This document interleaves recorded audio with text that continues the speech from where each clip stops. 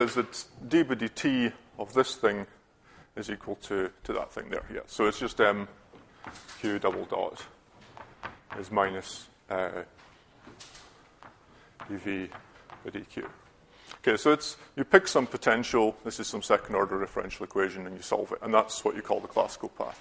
So we have only one path? Well, it's possible that for certain types of potential there might be distinct paths. So you could, right? So I've ignored that possibility here, but what will happen in that case, essentially, if you've got more than one, so it'll just be a discrete set of classical paths you could have.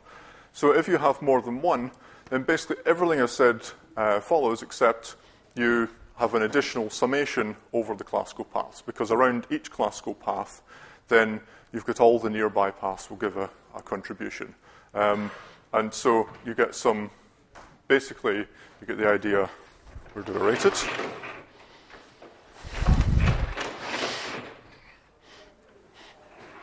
Okay, I've rubbed most of it out. But the idea here, okay, is, so for example, in this quadratic, so basically you just put some summation here over classical paths, and that's the type of thing you get.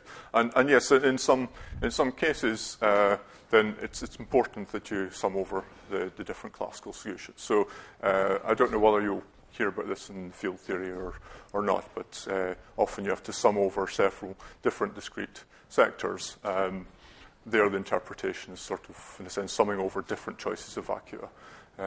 So certainly it is an important feature that can come in. Yeah, that's a good question. Right. Okay, so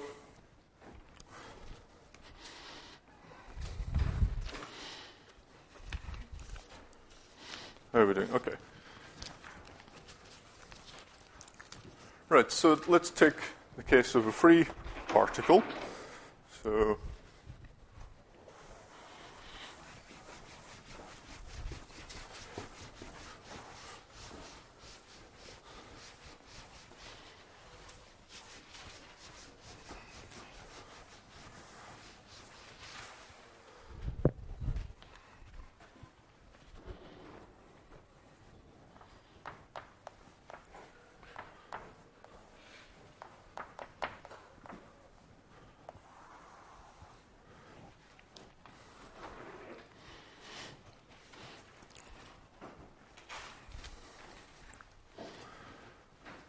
Okay, so before we do the path integral, I'll just state a couple of things. So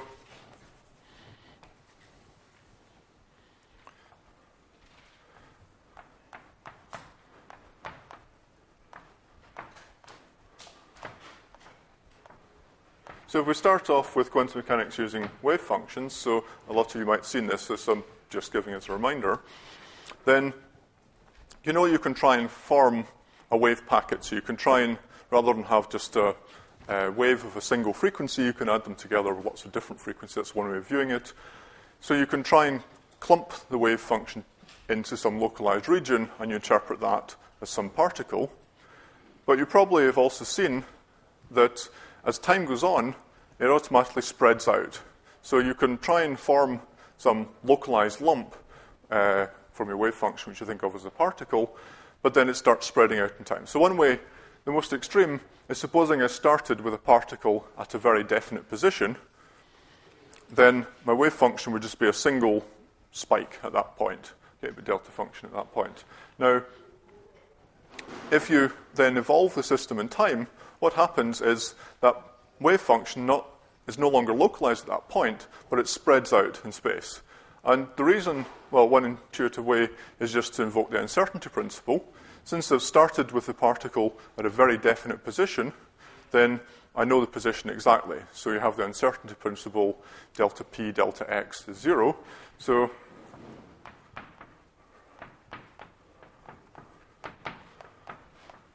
basically we start with the particle at some initial position qi at t equals 0. So essentially, uncertainty principle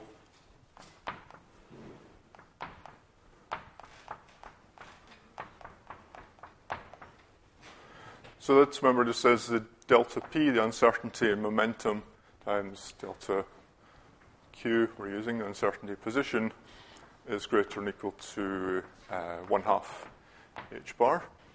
So if we have a particle at a very definite position, well, delta q is actually 0. So the only way this is possible is that delta p is infinite, which means you've got no idea at all about the momentum of the particle. So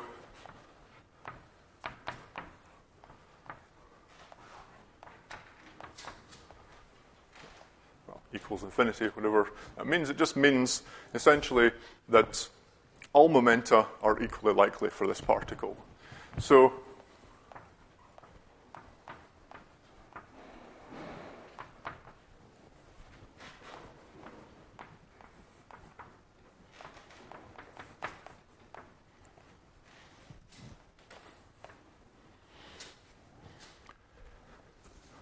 and then, if all momenta are equally likely, you start from some point, then, of course, particle has some different probabilities of moving off with different momenta, if you like. So this, roughly intuitively, it sort of spreads out because as time goes on, then different components of the wave function. So wave function, if you try and construct it as a sum over definite momenta, you sum over all momenta, and then it spreads out as the waves move apart. So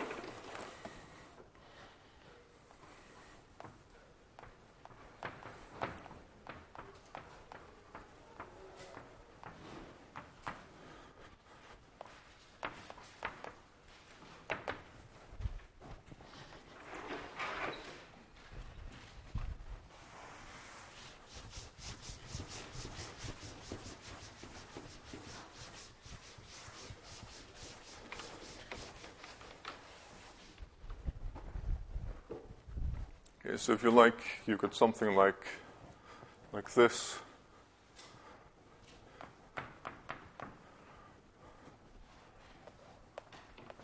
And as time goes on, you start to get things spreading out more and more and more.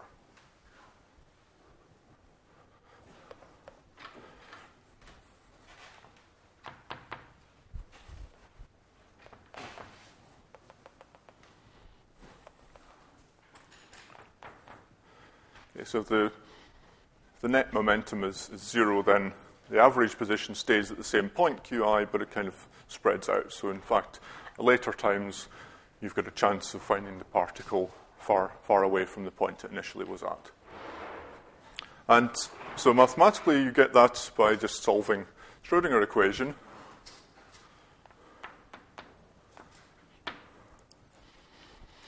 So, well, there's some normalization. I don't want to go into details, but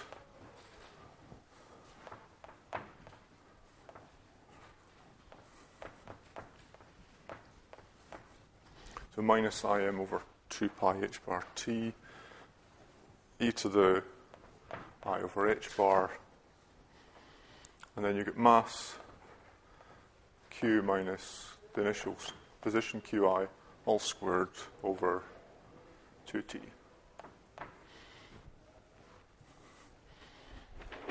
And, well, that solves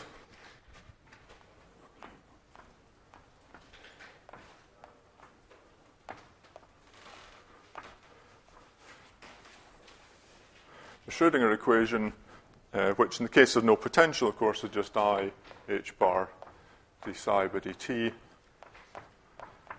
is minus h bar squared over 2m d2 psi by dq squared. So if you haven't seen, it's just an exercise to see. You can solve that. And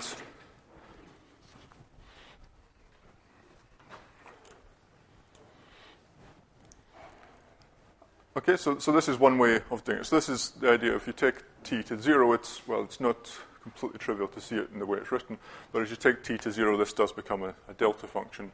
So a spike, so the particle is at time 0 located at qi.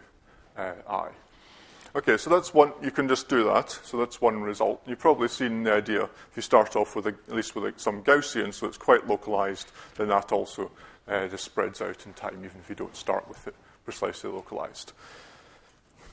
Okay, now this is essentially the same as this amplitude here, because remember what we have here. So this is the state Qi. This is a particle that's definitely at position Qi. So this is an eigenstate of the position operator. This is a particle at Qi.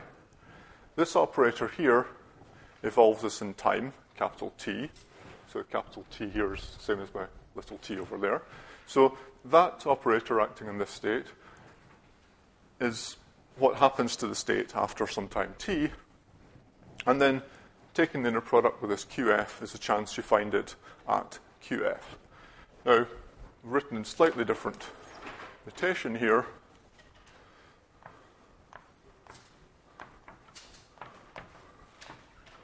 Well, you should find its definition essentially.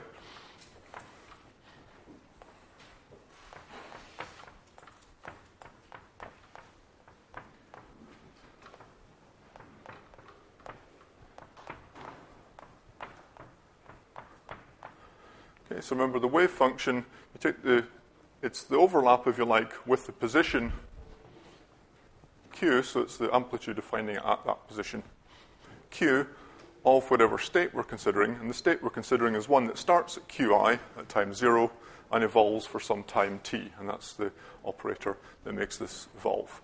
So we should find that this wave function comes out from this expression here, and that expression is something we can calculate using path integrals.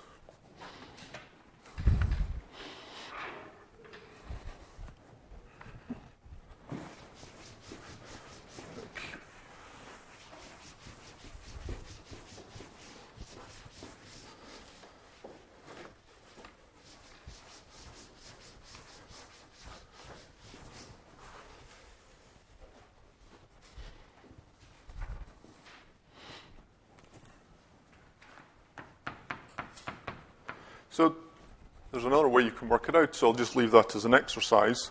You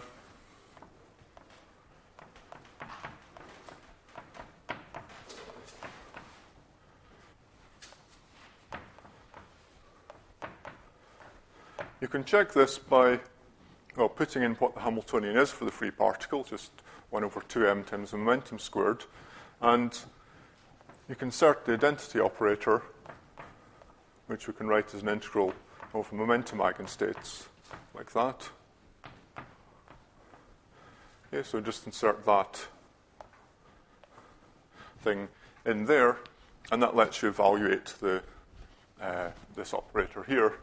And then there's some properties of what the inner products of momentum and position eigenstates are, which is, well, I mentioned in yesterday's lecture, and it's also on the handouts you've got. Okay, so that's just a very quick calculation, that one. So this is, and you calculate and you'll see you get this thing up here.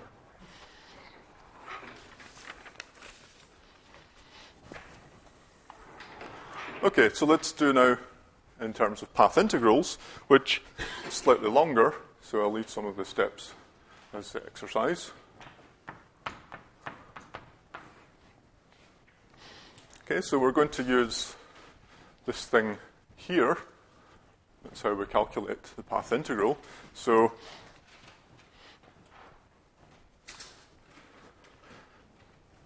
what's going to happen? Well, Lagrangian here now is just half m qj dot squared. Okay, so it's a simple case of Lagrangian, and then we basically you've got evaluated all the different intermediate points, and then you have to integrate over all these intermediate points.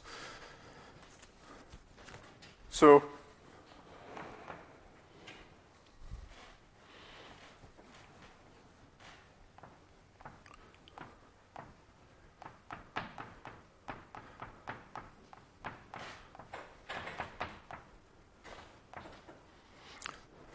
this is the thing we want to calculate. So it's this notation where capital T has become a small t and my QF's just become a Q. Other than that, it's just identical to this thing here.